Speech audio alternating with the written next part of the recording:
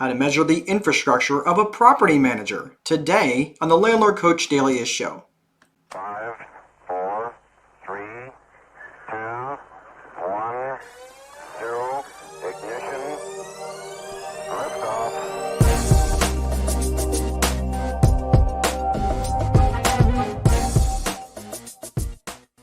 Boom, boom, boom, boom. Hey everybody, welcome to the Landlord Coach Daily Show. My name is Mark Dolfini, your host and Landlord Coach. It's really nice to see you today. So today we're going to be talking about, this is a kind of a run over from yesterday's show about what if I just turned it all over to a property manager.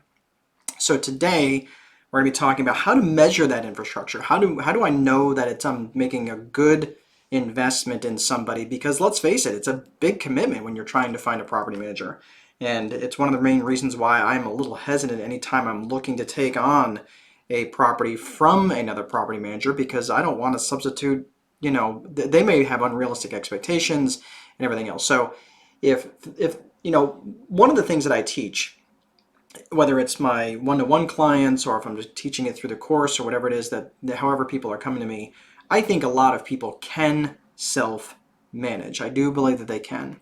Some people, they have no interest in that, and some people, I'm just going to say this as nicely as I can, that they're better off with the human race not having contact with them. They're just not into people. They don't recognize it as this is fundamentally a people business. There's no getting around that.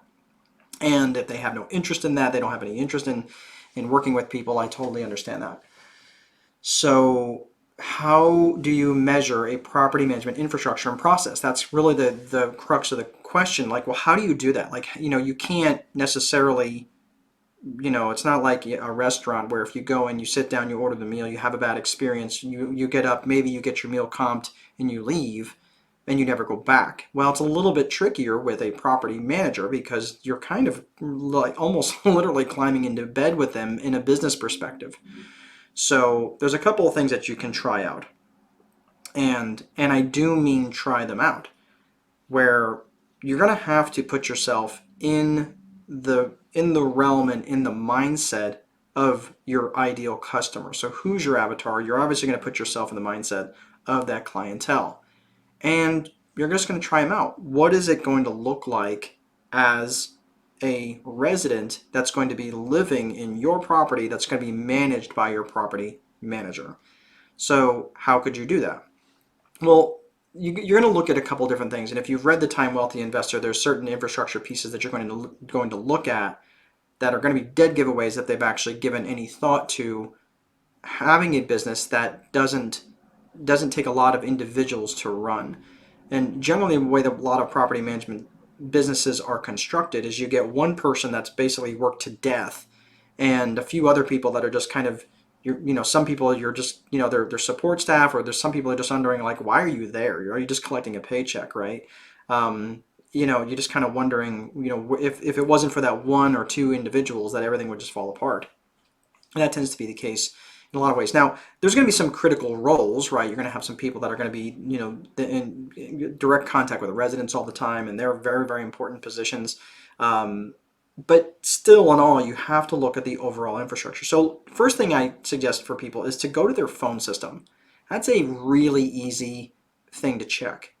And the phone system, it's kind of hard. Now because of companies like Grasshopper, and Grasshopper is like a toll-free number which provides a virtual phone system that gives a call tree. So it's like, hey, if you're calling for Bob Jones, press this extension. If you're calling for Mary Smith, press this extension, right? And that's not very expensive. And that's a pretty easy infrastructure improvement to make. Unfortunately, many don't make that. And one of the things that is a really clear infrastructure piece for me that is non-negotiable is I have to have the ability to record my phone calls. Why is that? Because we often get into disagreements on the phone calls that someone said something about, oh, well, you didn't have to pay rent for, the first month of, the first 6 months of the year. Seems legit, right? Of course not. But sometimes people will make claims that people promised them this and that and the other thing. Well, once we started recording our phone calls, and this has probably been about 10 years now since we started recording our phone calls, that problem largely went away.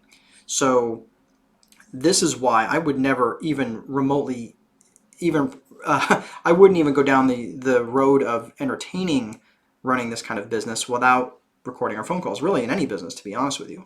But if their phone system goes to a phone system that looks like this, right, and you can generally tell when you're calling, but if you're calling and that one person answers the phone, you can just say, hi, you test it out. You see where the phone calls go. If it's going to a phone, let's say that the phone is being directed to an office number, generally that would be the case. And if the phone doesn't ring after hours, this is really critical. If the phone doesn't ring after hours, which many shouldn't, they should basically be going to some sort of either answering service or maybe a voicemail. But if the voicemail says, hang up the phone and call this number, that number that they're telling you is almost always a cell phone number. And that cell phone number tells me that they don't have a robust infrastructure at all, at least from the emergency maintenance side of things. Now, why is that important and why am I being so nitpicky? Well, because think about this for a second. You've got your $100,000, $200,000, $300,000 investment, and I'm the resident sitting there and I've got sewage backing up into my basement. And I'm calling a cell phone that, let's face it, sometimes these don't ring. Sometimes, guess what? They're mobile, which means that sometimes they walk away. Sometimes people steal them. Sometimes they get lost. Sometimes they just discharge and don't ring. Sometimes people forget them in their cars at night, and then when they wake up in the morning, they go, oh crap, my phone's in the car. And guess what? 32 missed phone calls because your resident had sewage in their basement. Seems legit, right? So that's why it's a single point of failure that makes me really, really concerned. What I feel much better about is the redundancy. So if I'm calling, on the other hand, instead of calling a single cell phone that may or may not ring, or may not get answered, because again, it could also be set on silent, right? That does happen as well. Then if it goes to a call tree, like a call center, the call center, they're going to have multiple people that they're going to call generally.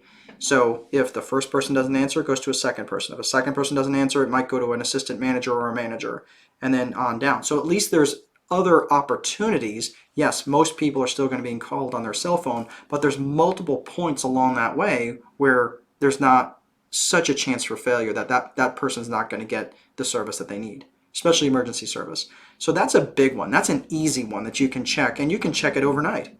Just see how quickly it takes for see how quickly it takes for someone to call, see how they're handling their after-hours service. And that's one that almost always people mess up, because if you're the one getting the phone call at the middle of the night, I mean, sometimes people are really heavy sleepers and they don't get woken up by a single text message or phone call or anything along those lines. So that's an easy one for me. Another one is the website. I always want to check and see the website specifically and just see what kind of website that it is. Now, most people have pretty decent websites. Now, this is probably something from a few years back, but even then, people were, I spent a lot of money and time on our specific website for the property management business. But now there's the property management software is interlinked with the property management with the websites. So the property management software is linked with the websites. So you want to see if there's payment portals for your residents to make payments. Why is that? Well, not only is it safer, but it shows that they have infrastructure built for the payments to be posted automatically, which means that I can log in as an owner, I can log in and see that those payments have been made, right, in real time. I don't have to worry about someone getting a check and getting it to the bank and all this other stuff, right? So to me, it seems like they're really intentional about the infrastructure they built. Now, those are very, very basic things. For a property manager to say, back 10 years ago, for a property manager to say, oh, well, we have an owner's portal, that was kind of a big deal. For them to say that now would be almost like, my car has four wheels. right? It's kind of, you kind of go, okay, does it have windows? Like you kind of expect it to have windows that go up and down, and like to say it at this point now is almost ridiculous because every property management software is going to have an owner's portal, should have a payment portal, but if they don't have that stuff on their website, I'm really going to be skeptical about how in the world they're going to be accepting payments, or do they have any other way of accepting payments? And many property management companies in this day and age still do not have an automated way of doing that. Kind of makes me scratch my head. But those are some basic things that I would question in terms of, how to check the infrastructure of a property management company if you really are bent on looking at someone else managing your properties for you. In most cases, though, I really do feel that many people can set up their own businesses and have that done, whether that's through a virtual assistant. And again, you can read the book, and or you can even get it on Audible. But it's really about leveraging existing infrastructures that other people are providing for other people, and you can just be the business investor, the business owner, and someone else runs that ship for you and make sure that everything else that everything else runs on time. So that's the basis of it today. So hopefully you found that helpful. If you want to go to landlordcoach.com/videos, you can get a copy of the Time Wealthy Investor 2.0 for free. I just ask you to cover shipping. You can go in there, click. It's pretty self-explanatory where you can find it, and you can go in there and find it on your own. So that is all I have for today. I am going to go ahead. It is a gorgeous day outside here in central Indiana.